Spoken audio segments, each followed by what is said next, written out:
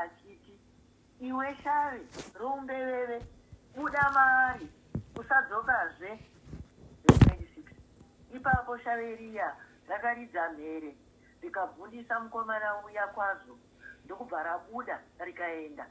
Mukomana akasara angoti rapata somunhu afa.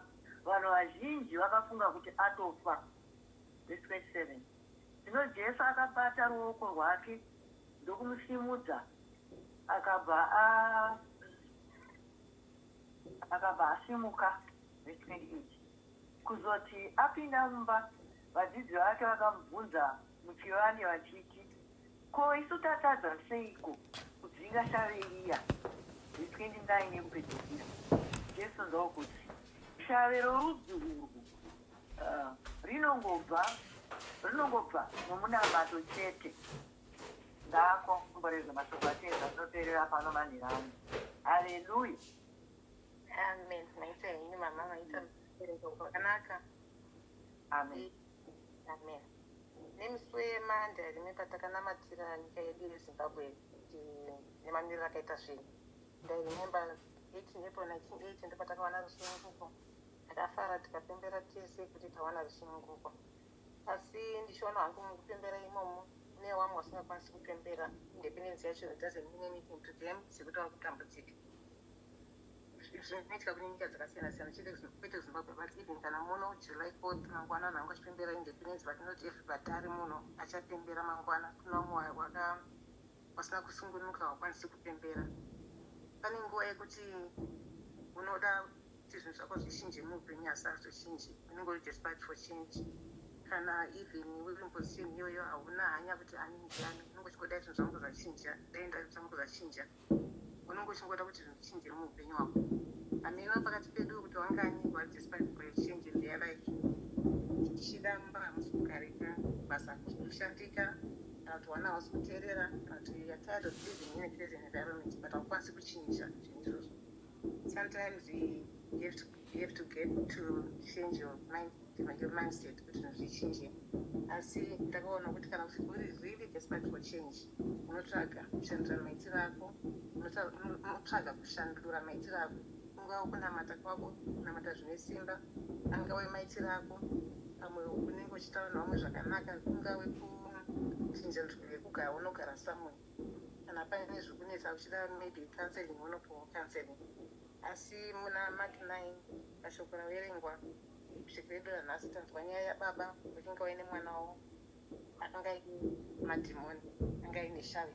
Saka vakamuudza kuna tenzi kuti anamatire. Baba wakamupenga waedza kunamatirwa nevadzidzi vaJesu asi vakatadza kubvisa dhimoni irori. Ini ndinoona kuti baba ava vaifunga kuti nekuti people around Jesus with the ability to participate in whatever he was doing, saka vakaedza vabvisise vese vaponese mwana wavo. Asi zvakafamba hazvisi nyore even kana kwatiri isusu ukatsvaga Jesu nemwoyo wese wapedyo naye hazvirevi kuti unogona sezvaanoita kana simba rake unenge uinaro. Unonzwa sekunge Jesu ari pedyo newe asi unoshaya simba rake nekuti hausi Jesu. Unenge uchitaura kuti iye ari kuita zvaanofanira kuita. Baba avo vakaedzesera kuti mwana wavo aporeswe asi zvakaramba. Vakazotsvaga nzira yekuti ndingaite sekuti mwana wangu aporeswewo. Vakafanisa kuenda kuchechi but hazvirevi kuti simba redu rinogona kubva pakuenda kuchechi asi kunobva kuna Mwari. Kuwa kwedu pedyo nechechi zvakafanira kuti mungu wangu ari pachona tenzi asi haunokwanisa kubvisa dhimoni finzi wangu ari close kwaari. Zvakafanira kuti tikaenda kuchechi hazvirevi tisina matangowana simba riya rinogona kupomodza mhepo kana mapurufoma kana kubvisa madhimoni. Izvi pane zvimwe zvinoda tenzi wega kwete kuti isusu mune tikwanise kuita izvozvo. Mubvunzo wangu kuti tine simba here? Kwete rekuti riya unovhurirwa madhoo uchipfuura kana kuti unosarudzwa uchipfuura nekuti uri military leader kana kuti riya rekuti unofaya vanhu kubasa kuti aiwo yafayari muna chitorekeza basa. Ndikutaura simba riya reHoly Ghost fire, simba remweya mutsvene riya rinodzinga madhimoni kana kuti mumba mako kana kuita kuti madhimoni adede. Tinaro here simba rakadaro? Bible robva rati, and when the Holy Ghost comes upon you, you shall have power.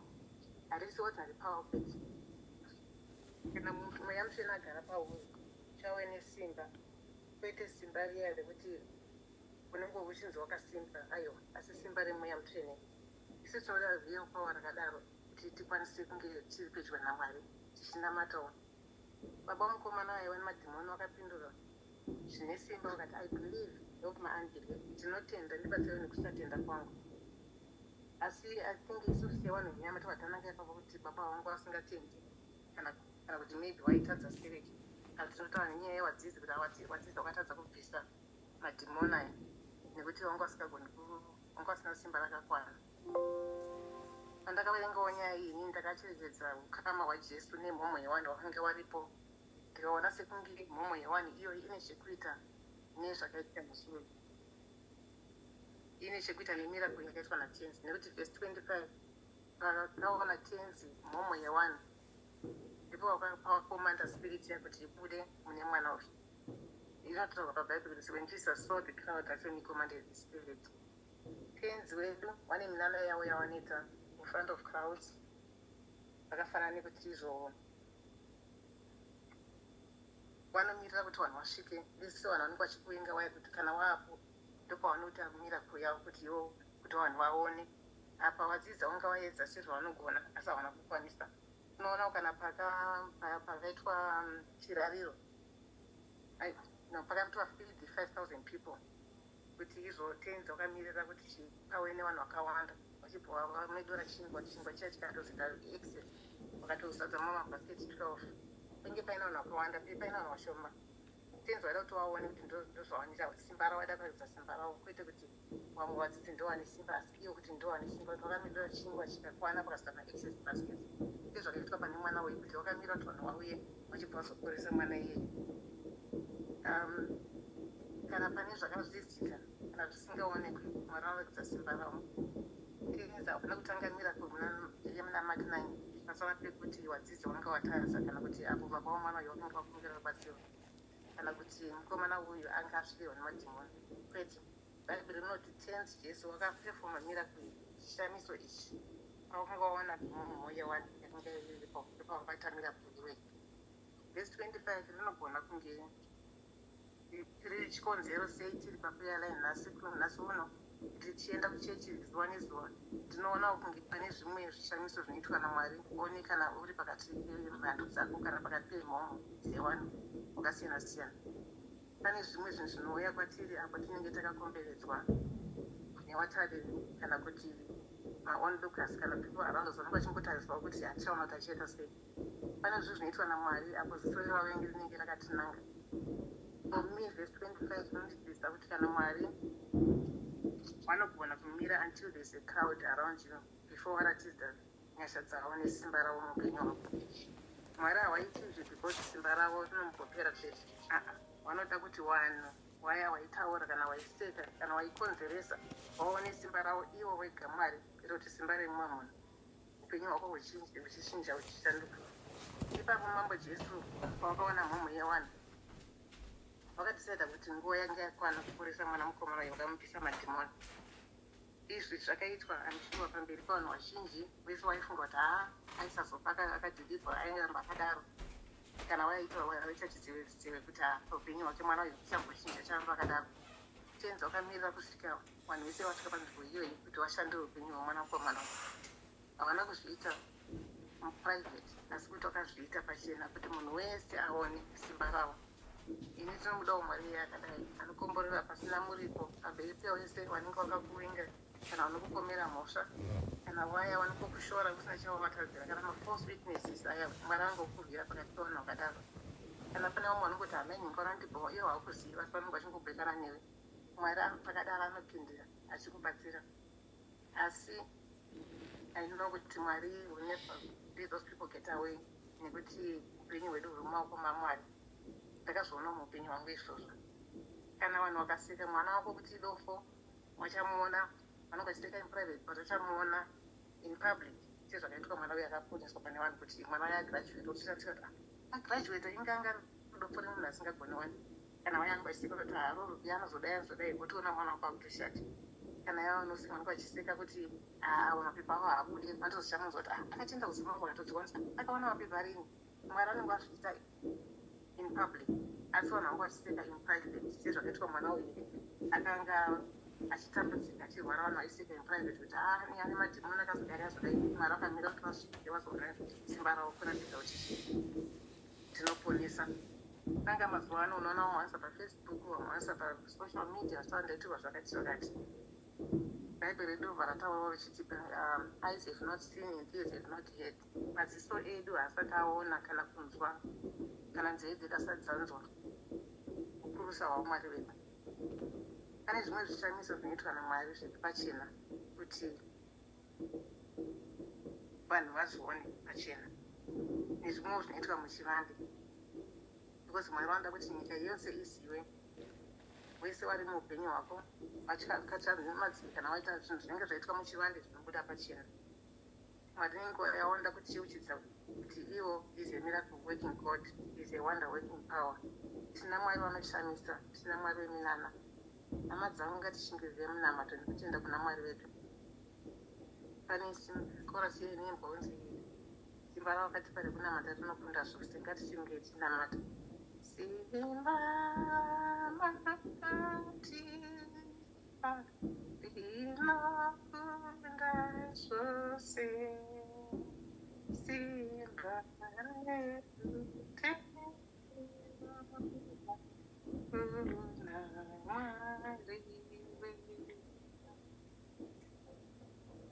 asiwo ndichiverenga mubhaibheri pane nyaya yemurume uya anga ine maperembudzi akanga ane maperembudzi akarapwa natenzi apa akaomedzwa kunzi usazoudza ani nani zvake, asi iye haana kuita saizvozvo, akabva ataurira nesu ndo zvaitika.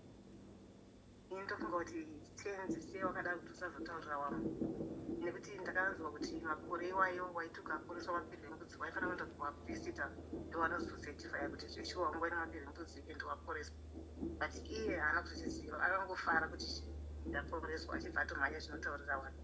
And at the same time izvozvo zvakakonzera kuti tenzi waizoda kuenda kune mamwe macities vanhu vangu vakuvateera because yemiracle yavanga waita, asi tenzi wedu hawadi izvozvo kuti vanhu vavateere because yemamiracles avanenge vachiita, vanoda kuti vanhu vavateere because rechishoko ravanenge vachiparidza.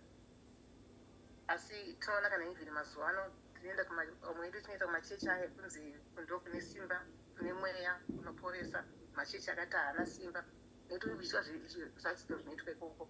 Kana kunga kumapostori kana kupi kunonzi munhu anotaura nhamba yecertificate yako kana yechitupa chako, ndokwatinoda ikoko because we are following masigns, kwete kuti shoko raMwari tirikufollowa.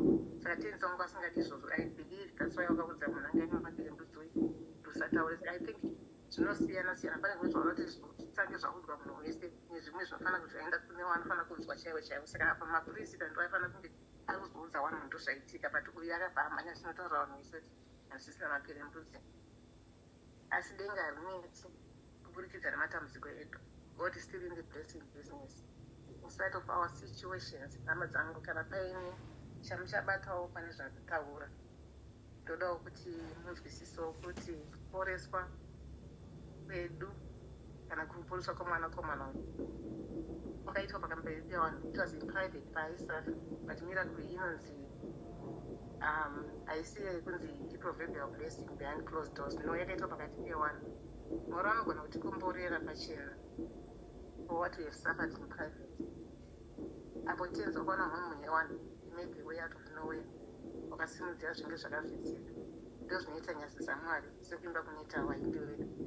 Ndotenderwa kuti pakati pedu pane vachakomborerwa, vachaporeswa, vachabatsirwa, vacharapwa, vane minamato ichapindurirwa in public sezvakaitwawo natenzi on behalf of baba mukomana uyu wataverenga pana Mark 9:21 to 29. Chishamiso ichi chakaitwa natenzi wedu Jesu Kristu chiratidzo chikuru chesimba ratenzi wedu Jesu Kristu. Zvishamiso zvese zvatenzi zvine specific purpose muurongwa hwaMwari pakuporeswa kwedu. Pamushando wekukana wakachinja mvura kuita waini pamberi pemhomho yakawanda, wakaporesa zvembuya wapita wambuya wapita waive nefifa pamberi pemhomho dzevanhu. Pane mukomana wero Matthew 8:20-27, Jesu wakapedza mhepo, mukomana no, Jesu wakapodza mhepo nemapopoma mugungwa, wakati peace be still, pakazara vanhu. kuzoti mudzimai iye aibuda ropa akaporeswa in front of a large crowd. Ndozvinoita Mwari wedu. Zvimwe zvezvinhu zvawanoita zvatosaka in public. Vanogona kutiitira vachitiporesa. Vanotirapa kutirwira kana kutishandira situation dzedu in spite of our condition. Kuti simba ravo rionekwe. Zvakawanda zvishamiso zvakaitwa naMambo Jesu mubhaibheri medu. Hakuna mumwe akafanana nawo tenzi wedu. Vanotirwira, vanotibatsira, vanotiporesa. Vakazoimba, I think kana uyu murume akaporeswa maperembudzi uya uyo wokuzoenda kunotaurira vanhu asi vataura vaprista kunzi kutaura kwangaitwa akaomedzwa nzi don't tell anyone enda unotaura maprista. I think akatoenda wachitoimba kuti dai pasina Jesu akandiporesa ndiani aizondiona but haana kuzoti akuchikora mutemo aifana kutanga aenda kuvaprista. Iniwo kana taponeswa natenzi ngatinamati tizivewo wokutaurira kana kuti nguva yekupembera. Murume wamaperembudzi akakohomedzwa natenzi kunzi see that you tell no one but go your way, show yourself to the priest. Enda unozvirakidza, hapana kuudza ani kana nani, enda unozvirakidza mumapriest so that vachazopa gift kuna Moses as commanded setestimony kuna priest vanoziva ndivo vaivalidata basa ratenzi, ndivo vainge vaine tsika yavo yekuti kana munhu anzi ane maperembudzi vanozotimhera kuti munhu uyo asina maperembudzi. Ndofunga tenzi wedu kana maprista aiwe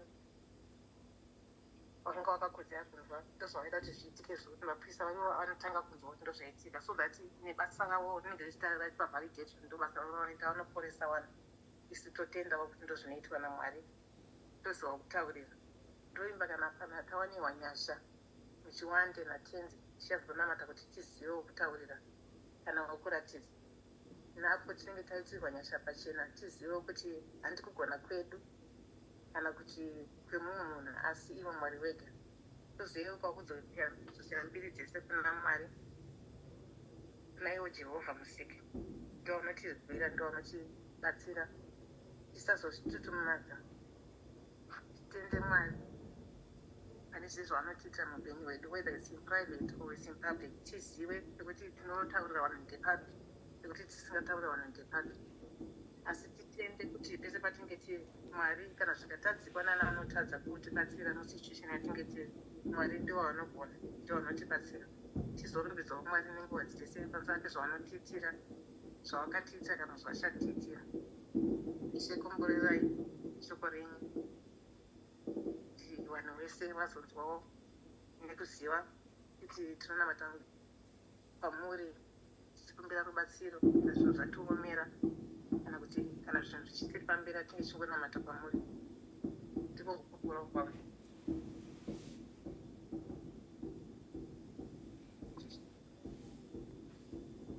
Amen, amen. Maita henyu mainjangira neshoko rinodziya. Ndataura zvakawanda, ndoda kukumbira kuti timbobvisa pamamute titende shoko ratanga tichidzidziswa, ratanga tichiudzwa kunzi Mwari vanopindura nenguva yavo. Ngatibvisei pamamute vadikani timbopururudza shoko.